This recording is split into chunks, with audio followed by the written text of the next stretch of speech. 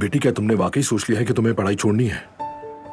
देखो बेटी, बात सुनो, तुम्हारे भाई बहन ने तुम्हारी तालीम की वजह से ही पढ़ाई नहीं की, उनके बारे में सोचो। मैं बाद में पढ़ लूंगी बाबा, स्कूल छोड़ने का थोड़ी कह रही हूँ, बस कुछ दिनों की बात है।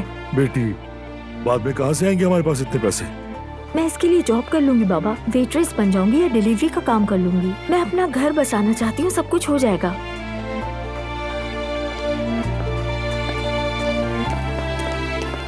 हेलो, मैंने 1 साल का गैप लिया था, लेकिन अब मैं एजुकेशन कंटिन्यू करना चाहती हूँ। जी जी बिल्कुल, सबसे पहले आपको इस फॉर्म को फिल करना होगा, ठीक है? बहुत शुक्रिया।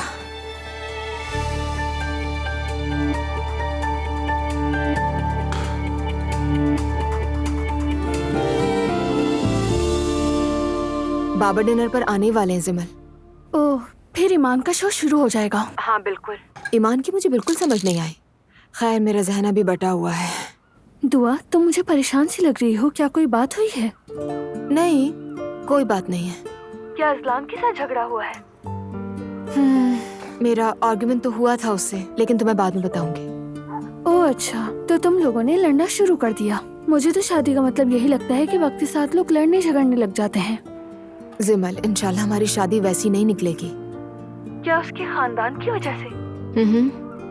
मुझे अंदाजा था। खैर छोड़ो।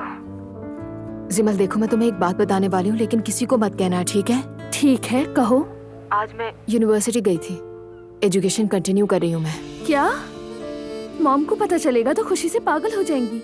जिमल, मैं तुमसे कह रही हूँ कि किसी को नहीं पता चलना चाहिए, और तुम कह रही हो कि मॉम खुश हो जाएंगी। नहीं, मेरा मतलब अगर पता चलेगा तो खुश होंगी। अच्छा, आप क्या करोगी और बच्चा कहाँ रहेगा? पढ़ाई करूंगी बस, और बेबी मेरे साथ आएगा जाएगा। और अज़लान? अज़लान को भी नहीं पता चलेगा, यानी किसी को भी नहीं पता चले, कम से कम कुछ अरसे तक।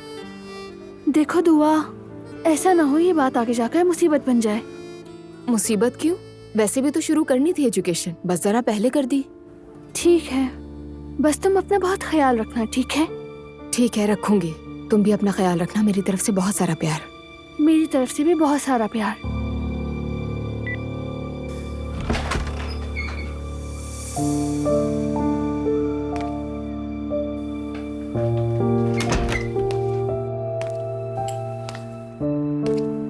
बहुत खूबसूरत लग रही हो।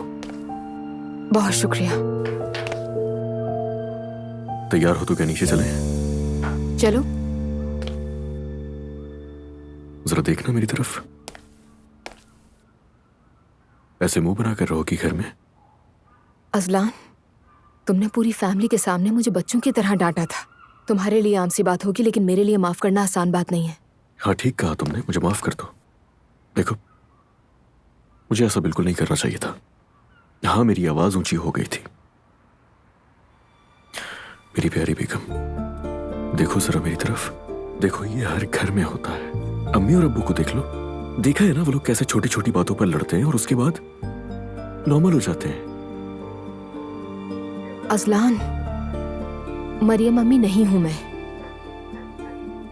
और ना ही उन जैसा बनना चाहती हूं मैं।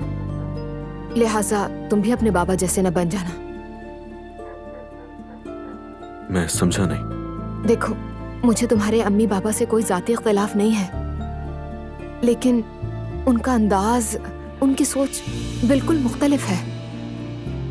मैं चाहती हूँ कि हम अपनी पहचान रखें, सबसे अलग हों और एक दूसरे के साथ बहुत खुश रहें। इस तरह की छोटी मोटी बातों पे ना रोके टोके एक दूसरे को।